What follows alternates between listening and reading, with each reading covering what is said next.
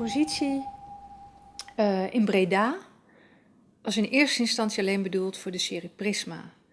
Was het niet dat die ruimte zo groot is? Te groot. Nou zijn de doeken van Prisma zijn wel een aardig formaat, 1,50 bij 1,50. Maar die ruimte is overweldigend door de leegheid en de grootsheid, waardoor die 8 doeken in het niet vallen. En er is één zeer aanwezige muur, en dat is een muur van 18 meter waar ook nog eens ramen in zitten. En ik dacht, de enige oplossing om alles bij elkaar te trekken is iets met die muur te gaan doen. Dan ga ik niet zomaar iets met die muur doen. Dus ik wil er een geheel van maken. Het is ook de tijd van het jaar. De winter komt eraan. Licht, duisternis.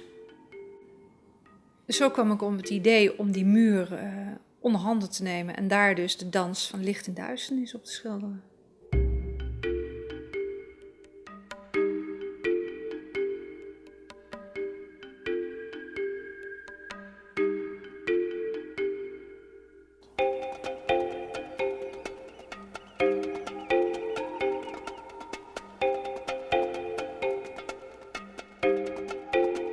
Ik ben opgegroeid in Zeeland.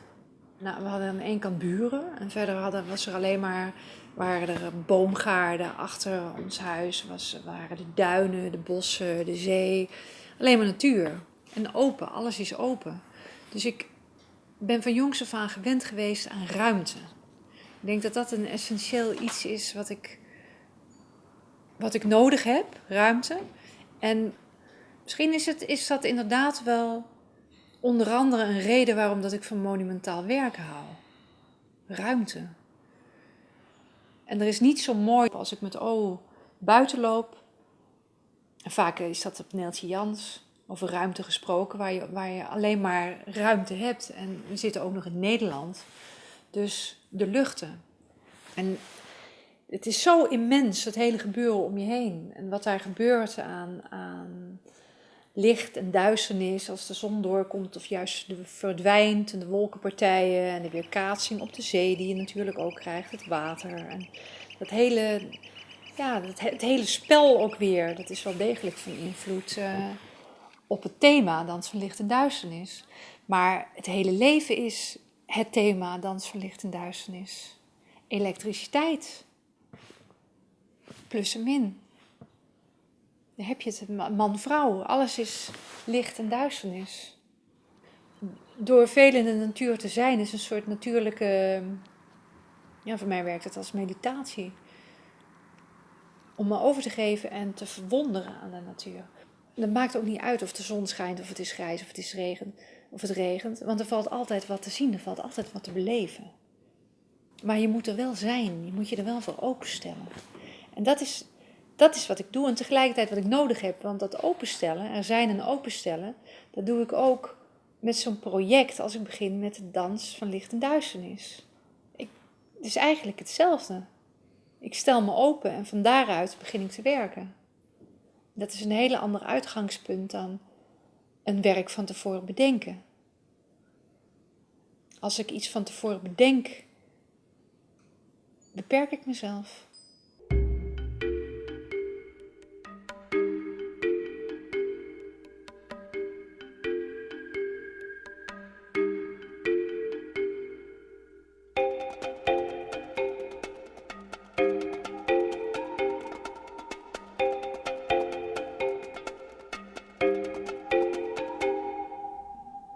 Prisma is complexer dan dat je denkt.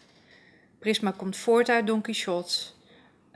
Prisma omhelst zoveel dingen. Het is het onderzoek naar de kleur. Specifiek, wat doet de kleur met je? We weten allemaal dat de kleur doorwerkt. Maar wat doet zo'n kleur nou?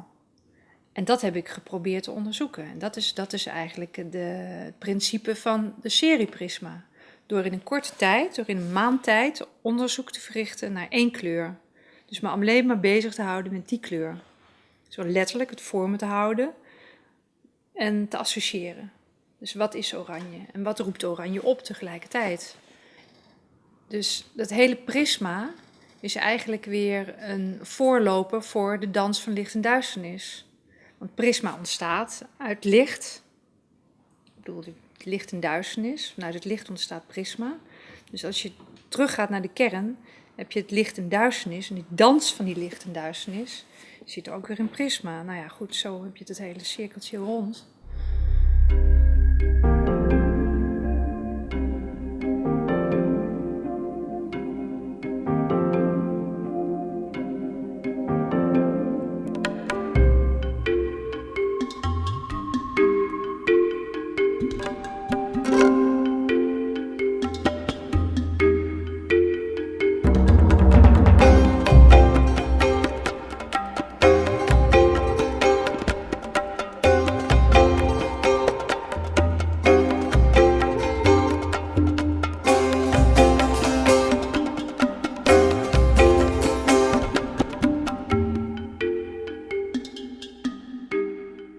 Ik werk graag met thema's, waaronder zeker mythologieën. En dat kunnen allerlei mythologieën zijn.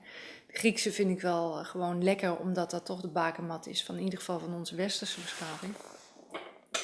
En je kan hem zo mooi vertalen naar het hier en nu. En dat is een andere serie, het Huis van Hades, heb ik dat meegedaan. Het Huis van Hades is helemaal geïnspireerd op de Griekse mythologie, maar wel vertaald naar het hier en nu. Dus een flink eigentijds jasje, wat het niet altijd zo prettig maakt om het aan te zien, maar dat is wat anders. Een andere belangrijke serie, bleek later, want zo kan het ook werken, is Beurs gebleken. En Beurs is een serie die heb ik in 1996 gemaakt, in Amsterdam, toen ik nog in Amsterdam woonde. En jaren later, 1998, zo lang is dat eigenlijk niet, een paar jaar later, ben ik naar het Paaseiland afgereisd, waar ik een paar maanden gewerkt heb. En ik was natuurlijk wel op de hoogte wie niet van de MOA is, maar ik was niet bekend met de Birdman. Dus ik was eigenlijk met stomheid geslagen toen ik daar kwam en ik zag mijn Birdman, want mijn beurs had ik daar al jaren daarvoor gemaakt. Dus dat zijn bijzondere dingen die linken. Waar komt het vandaan? Dat is de kracht van de mythe. Hè? Het is een universeel principe. Het mooie van die mythe is, omdat die universeel is, dat die verstaanbaar is voor de hele mensheid. Om een voorbeeld te noemen, op dat Paaseiland heb ik een paar grote werken ook weer gemaakt, waarin ik eigenlijk de legendes van het eiland heb verwerkt. Vanaf het Paaseiland ben ik doorgereisd naar Indonesië, Bali. En daar heb ik ze tentoongesteld. En het grappige was dat de Balinezen daar weer hun eigen mythe en legende in zagen. En dat is het mooie. Het is een universeel gegeven. Dus het brengt de mensheid toch een beetje dichter bij elkaar. Maar de serie waar ik nu mee bezig ben, dus de laatste die staat hier achter me, die ik aan het afronden ben. Het is de serie familieportretten.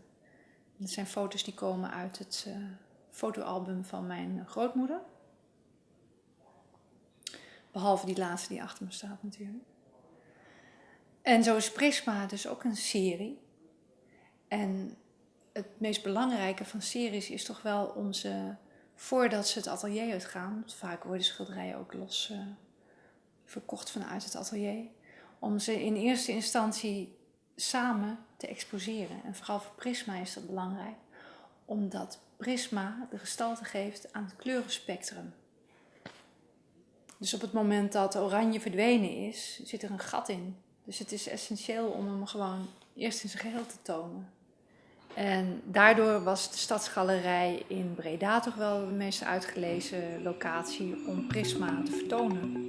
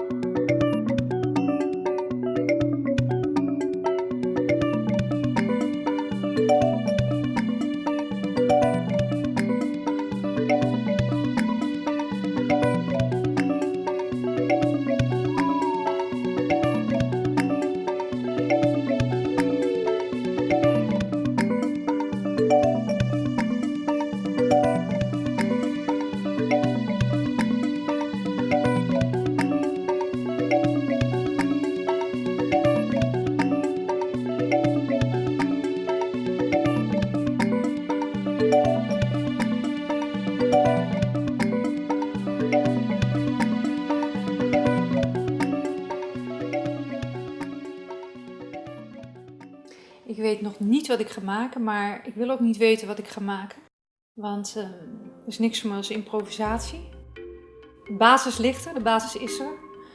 En van daaruit gaat het gebeuren. En de basis bedoel ik dan het idee. De dans.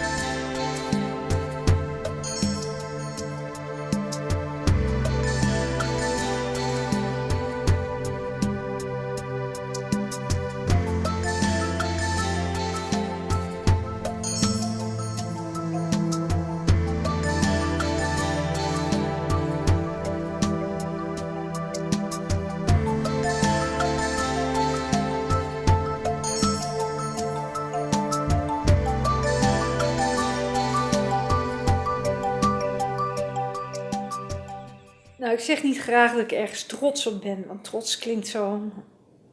is niet het juiste woord. Het is goed werk geworden. Het is echt vanuit mijn tenen verder gekomen. Het is buiten me omgegaan. Het is echt een werk van bloed, zweet en tranen. Wat wil je met zo'n thema? Maar goed, alles zit erin. De dood, de liefde, het leven. Alle thema's die ik altijd gebruik. Die altijd in mijn werk terugkomen. En ik ben er heel blij mee. Ik ben er heel blij mee. Nou, de kleur nog symboliek staat elkaar in de weg, maar het vult elkaar aan. De symboliek heeft een bepaalde kleur nodig, of liever gezegd een bepaalde kleurversterkte symboliek. En zeker met die dans van licht en duisternis, die kleuren die gebruikt zijn, dat donkere, dat zware paars en dat donkere groen. Ik bedoel, je voelt het bijna gewoon, hoe donker en hoe zwaar. Maar daartegen heb je het hele lichte roze en het hele zachte groen. En dat heft weer op. En dat zie je ook in de symbolen. Ik bedoel, een roze teddybeer met gouden vleugeltjes. Of de krijsende zeug. De schreeuwende schedels. bedoel, het idee dat ik dat in een hele zachte kleur om zou zetten, werkt niet. Dus de kleur versterkt altijd het symbool. Mijn werk is doordrenkt van symbolen en archetypes. En zeker ook die muur. En het zijn symbolen die voor iedereen herkenbaar zijn. Alleen iedereen interpreteert ze op zijn eigen manier natuurlijk. Waar het om gaat, en dat is hetzelfde met die mythe. Waar het om gaat is dat het diep gaat. Het spreekt het onbewuste aan bij een ieder. En daardoor gebeurt er iets. Het maakt iets los. En het doet er niet toe of dat verder geprojecteerd wordt op mij, dat het mijn verhaal is, of wiens verhaal dan ook. Maar er komt iets los en dat is ook de belevenis. Dat is de belevenis van die muur. En die dingen die voor mij persoonlijk zijn in die muur,